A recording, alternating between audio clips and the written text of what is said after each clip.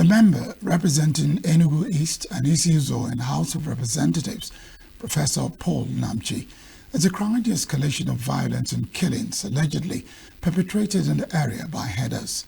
Professor Namchi will feature on New Day, a weekend breakfast show on Signature TV, called for the deployment of security agencies, including the military, to help bring the situation, especially in the Amufu community of Isi-Uzo Council area, under control. Correspondent Precious Chiagoro reports. The invasion of a Hamufu in Isi-Uzo local government area of Enugu State is now a recurring incident. The herders have been severally reported to be going to the farmlands in the area, chasing people away and destroying the crops with their cattle. The latest incident appears to have taken a dangerous dimension, with the herders allegedly raping the women and subjecting them to indecent and inhuman treatments. A good number of them have also been reportedly abducted and their relations made to pay heavy ransoms before they can regain their freedom. Only recently, the women in their numbers embarked on protests to raise alarm and appeal to the authorities to come to their aid, claiming that a good number of their people have been killed and hundreds displaced from their homes and farms.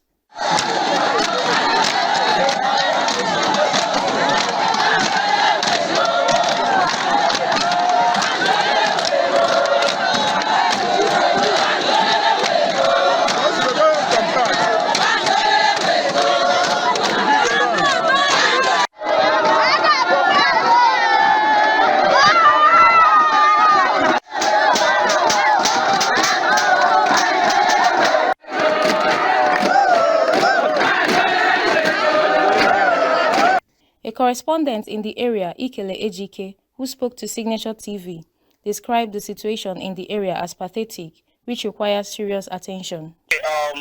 Just this morning, at about 7 a.m., the women of Hamufu and Isi-Uzo local government area of Ebonyi State came out in their numbers to protest the alleged killing of innocent people by Fulani herders. They said that this crisis had been on for more than 5 years.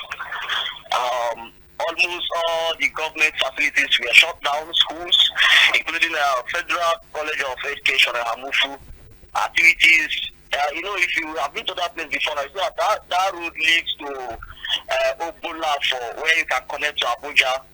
But as of today, there was no movement to that area as a whole.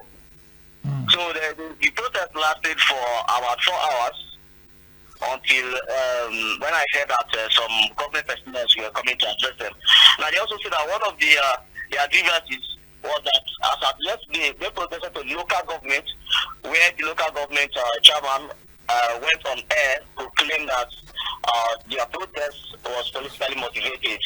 So with such statements, they came out today to tell him that their protest is not politically motivated, that they are agitating, that the herders should leave their community, that they never share boundary with Fulani herdsmen, that the only state that they share a common boundary with is Ebonyi State and Benue State.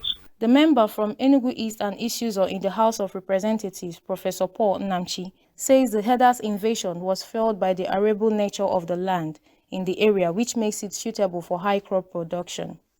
He called for increased security presence in the area to curtail the damages and killings, as well as greater collaboration with the stakeholders. The other security agencies like the military, the DSS, and police have also made some inroads.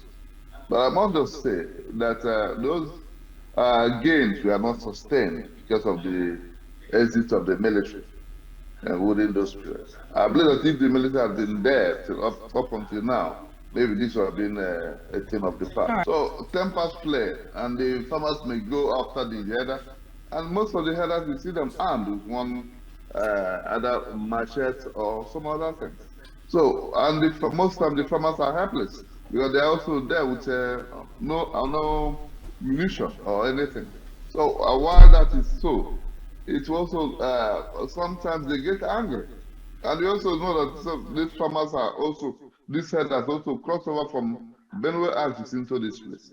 This is an arable land that has a lot of manure on it, So it's because of those things. So the farmers they fancy the place as a place to drive their farmers for drive their cattle for um, nutritious weeks, while at the same time competition between them, those growing their crops and those carrying the cattle, led to the most major reasons leading to this.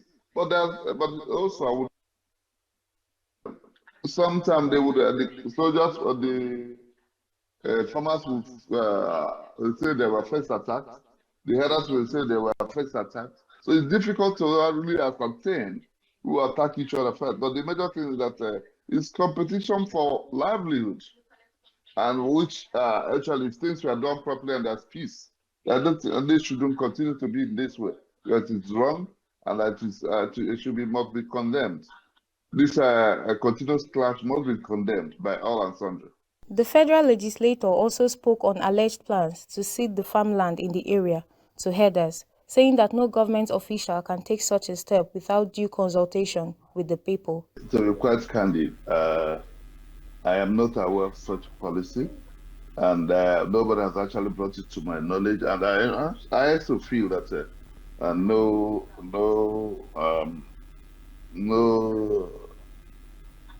government official should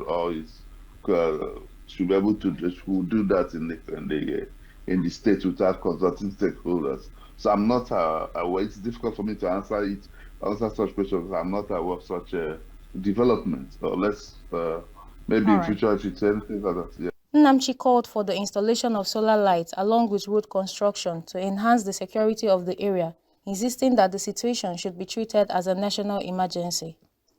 As the state of insecurity in the area persists, there are renewed calls for the local, state and federal government, as well as the state and federal legislators, to intervene and bring the situation under control. There is an urgent need for dialogue between security agencies, traditional rulers, farmers, herders and other stakeholders to come up with long-lasting solutions to the lingering problem. Precious Chagoro, Signature TV.